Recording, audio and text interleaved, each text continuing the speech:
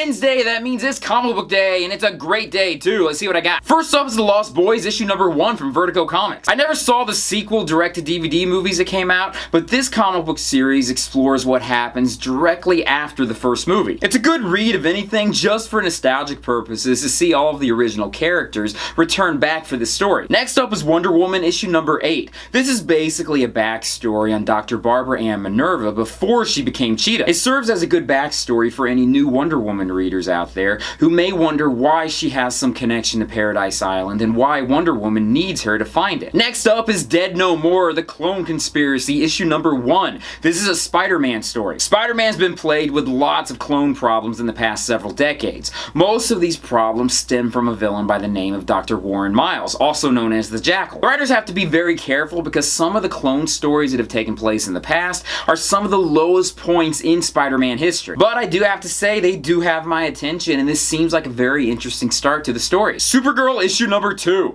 Supergirl is continuing on her integration into human society, and she's much more relatable. The big bad, or sort of big bad in this storyline, is her father, Jor-El. However, he's in a Brainiac body / cyborg body. And obviously that's a huge complication, being that Supergirl has fought against him several times in the past. Power Man and Iron Fist, issue number 9. This is a good storyline and a tie-in for the Civil War story going on in Marvel Comics. Captain Marvel's about to arrest Luke Cage because of a vision from one of the Inhumans by the name of Ulysses, who foresaw that Luke Cage is going to break out his buddy Iron Fist from prison. And a huge fight takes place. This is a good story. The only problem is the artwork is horrible. They really need to bring in a better artist. It just feels as though every single image that I'm looking at throughout the entire issue, it looks like it was done by like finger paints or something. Hal Jordan and the Green Lantern Corps, issue number 6. They've been building up the big battle between Hal Jordan and Sinestro. The next issue looks like this will finally happen. This is a great issue, if anything, just to see Hal Jordan kick the ass out of several different Sinestro Corps members. Batman Detective Comics, issue number 942. This is part 6 to the Night of the Monster Men storyline. This was an okay story, but nothing what I was expecting. There's still no mention to Tim Drake, which I'm really disappointed in. If anything, it just felt like an ending and just that, nothing else. I'll read a few more issues of this series, but the whole purpose of me reading Detective Comics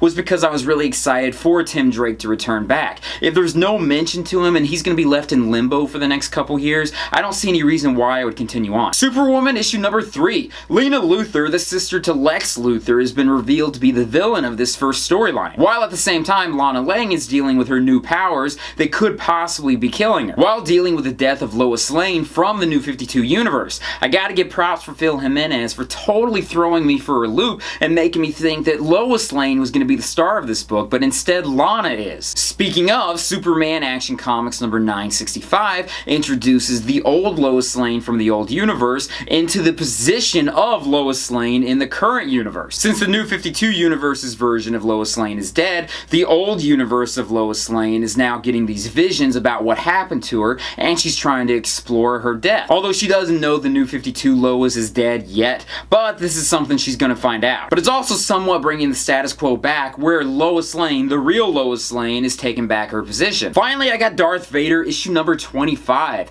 This is the last issue in this series. It's a great end to the series. Darth Vader confronts and defeats the traitor Silo. He's a scientist that created the robotic body that Darth Vader's using. He also confronts his sort of assistant, Dr. Aphra. She has an interesting ending to this series, but it looks like she may have some future storylines in other Star Wars comic books. This series was one of my more favorite out of the Star Wars books to come out from Marvel Comics. I'm kind of disappointed that it's ending, but it is what it is. That's my comic load for this week. I got a couple others that I haven't had a chance to read yet, like Daredevil, Scooby-Doo Apocalypse, and Flash. But what did you get? Leave comments down below and let me know. So that's it for now. Thank you guys for watching me in this video. Be sure to give a thumbs up, subscribe to my channel, check out my Patreon site when you get a chance, and I'll join you guys for another video very soon. Peace, love, namaste, and I'll see you guys later. Peace.